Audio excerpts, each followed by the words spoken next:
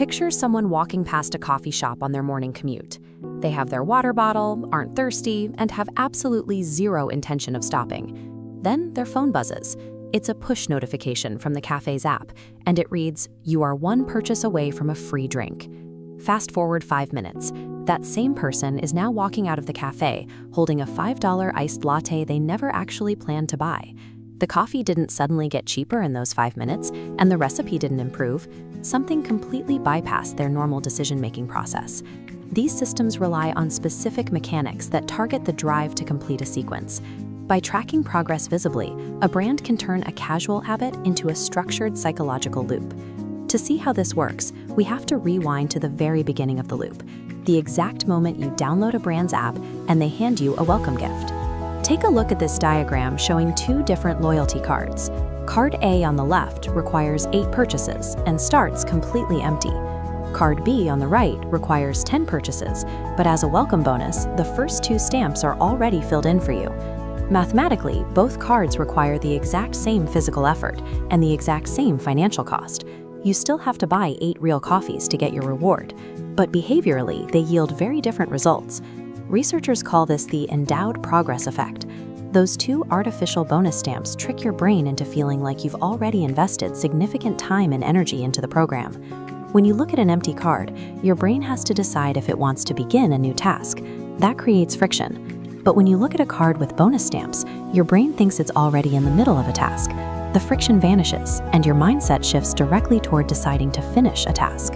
By simply handing out fake progress at the starting line, businesses drastically increase the odds that you will spend real money to cross the finish line. Once you're inside the program, you enter the middle phase. This is where you start collecting points, miles, and stars, and where your perception of real-world money begins to warp. This animation demonstrates a psychological shift called medium maximization. Notice how the strict financial cost of $10 disappears, replaced entirely by a shiny 1,000-point icon. When currencies are translated like this, consumers stop evaluating how much money they are actually spending. They focus entirely on maximizing the points they can generate. This financial abstraction makes it incredibly easy to fall into a sunk cost fallacy. You start overspending simply to protect the artificial progress you've accumulated, rather than buying what makes the most financial sense. For example, you might look at 2 hotel rooms. One is $90, the other is $115, but booking it earns enough points to push you over the edge into gold status. Often, you'll book the significantly more expensive room just to fill that status bar. The true danger of these abstract currencies is that they turn shopping into a game. You become fiercely loyal to the gamified meter on your screen, completely blinding you to the actual value of a product in the open market. As we look at this calendar tracking a customer's habits, you can see how behavior radically changes near the end of the loyalty loop. The first few purchases happen weeks apart, but as the progress bar fills, the time between those visits shrinks down to days. This acceleration is driven by the goal gradient effect. It's a proven psychological phenomenon where human motivation and effort sharply increase the moment a finish line becomes clearly visible. In fact, recent consumer research uncovered a strange behavioral quirk. People will often place a higher emotional value on a loyalty card that is missing exactly 1 stamp than they do on a card that is completely finished and fully redeemed. The neurological reason for this is fascinating. A nearly finished card still holds anticipation. It offers a future dopamine hit derived directly from the physical act of completion itself. Once the card is full, that moment has passed. In that frantic final sprint toward the end of the program, you are no longer making logical decisions to pursue a physical cup of coffee. You are actively pursuing the neurological rush of filling that last empty space. When we pull back and look at this entire cycle, the overarching business reality becomes clear.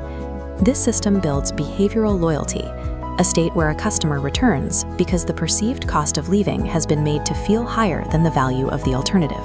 Customers keep returning because the psychological friction of abandoning their progress, especially when prompted by an email saying their points are about to expire, outweighs the benefits of switching to a competitor. Let's calculate the stark financial reality of our opening scenario. Take a look at this equation. You spent $5 on an unwanted coffee to unlock a reward worth $4. The reward itself is free at the point of redemption, but you took a net financial loss to earn it. To To break this loop, you need a specific mental defense mechanism. Try the hide the progress bar test. Before you make any purchase just to save points or hit a new tier, mentally erase the gamification. Ignore the stamps, the status levels, and the expiration warnings. Look only at the price tag and ask yourself one grounding question. Would I buy this without the reward?